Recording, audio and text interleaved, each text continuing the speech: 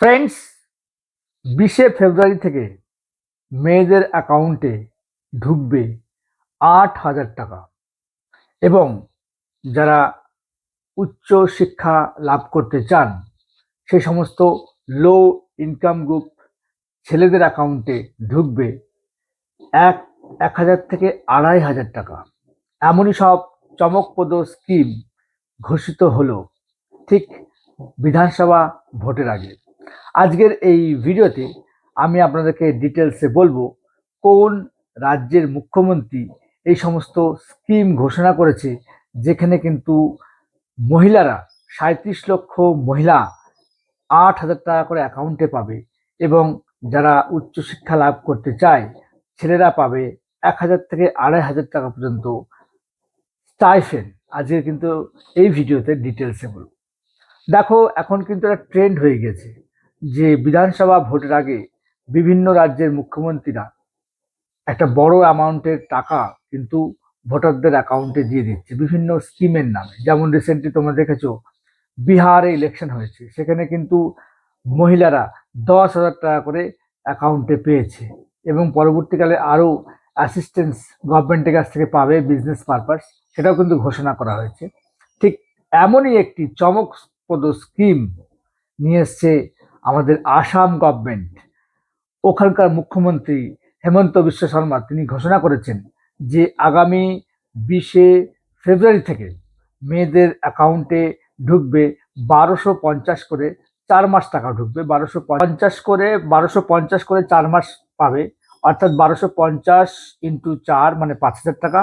এবং আরেকটি স্কিম হচ্ছে বোহাগ বিহু বলে, সেখানেও 3,000 টাকা। তাহলে 5 এবং 3-এ টোটাল 8,000 টাকা মহিলারা পাবে।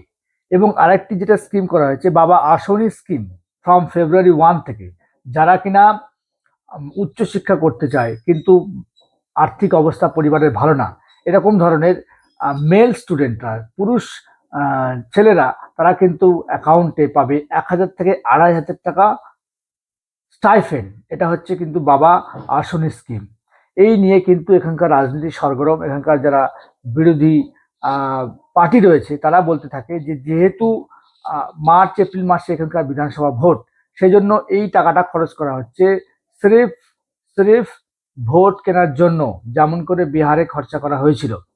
কিন্তু গভর্নমেন্ট বলছে যে এই সমস্ত টাকার মাধ্যমে তারা কিন্তু বিভিন্ন স্কিম, অর্থাৎ যারা পিছলে পড়ে মানে পিছন দিকে রয়েছে তাদের আর্থিক সাহায্য করার জন্য এই সমস্ত স্কিমগুলো করছে। এর ফলে মহিলারা যেমন উপকৃত হবে, এর ফলে যারা উচ্চশিক্ষা লাভ করতে চায় তারাও কিন্তু উপকৃত হবে। এখন সবচেয়ে বড় প্রশ্ন হচ্ছে যে এই সমস্ত স্কিমগুলো কেনই বা ভোটের আগে, ঠিক আগে, বিধানসভার আগে লঞ্চ করা হয়? এগুলো তো সারা বছর ধরে চলতে পারে। তার ফলে কি হয়, একটা উন্নয়ন হয়। এবং আর একটা কথা হচ্ছে যে এই ধরনের স্কিম, যে টাকা পাইয়ে দেওয়া স্কিম, সরাসরি অ্যাকাউন্টে টাকা ঢুকে যাচ্ছে, এর ফলে কি সমাজের বা দেশের কোনো মঙ্গল হয়? সেই একটা কিন্তু বড় প্রশ্ন কিন্তু রাজনৈতিক মহলে, বিশেষজ্ঞ মহলের মধ্যে রয়েছে। কারণ কি, যে টোটাল ইনফ্রাস্ট্রাকচার সেখানে যদি এই সমস্ত টাকাগুলো ইনভেস্ট করা হয়, তাহলে মনে হয় সোশ্যাল যে ডেভেলপমেন্ট সেটা কিন্তু আরো বেশি হয়। এইভাবে অ্যাকাউন্টে টাকা দেওয়ার মাধ্যমে যতটা মানুষকে হেল্প করা যায়, আমার মনে হয় টোটাল ইনফ্রাস্ট্রাকচারে যদি ইনভেস্টমেন্ট করা হয়, তাহলে কিন্তু মানুষ তাদের যে উন্নতিটা হবে সেটা কিন্তু পার্মানেন্ট, সেই লেভারেজটা পাবে মানুষ। কিন্তু যাই হোক, এই সমস্ত স্কিম চলতেই থাকবে, সাধারণ মানুষ এর সুবিধা পাবে, বিভিন্ন ক্রিটিসিজমও থাকবে। তো আপনারা আমার কমেন্ট বক্সে কমেন্ট করুন যে আসাম গভর্নমেন্ট যে 8,000 টাকা করে মহিলাদের অ্যাকাউন্টে দিচ্ছে, এটা কি ভোটের গিমিক, ভোট কেনার জন্য, না সত্যিকারে এই গভর্নমেন্ট চায় যেখানকার মহিলারা এই টাকাটা নিয়ে বিভিন্ন তারা কাজে লাগাক, তাদের সামাজিক উন্নয়নের জন্য তাদের দেওয়া হচ্ছে, তাদের জীবনযাত্রার মান বাড়ানোর জন্য তাদের দেওয়া হচ্ছে। এটা কিন্তু আপনি আমার অবশ্যই কমেন্ট বক্সে কমেন্ট করবেন। আমার ভিডিও ভালো লাগলে অবশ্যই লাইক করবেন, আমার চ্যানেলকে সাবস্ক্রাইব করবেন।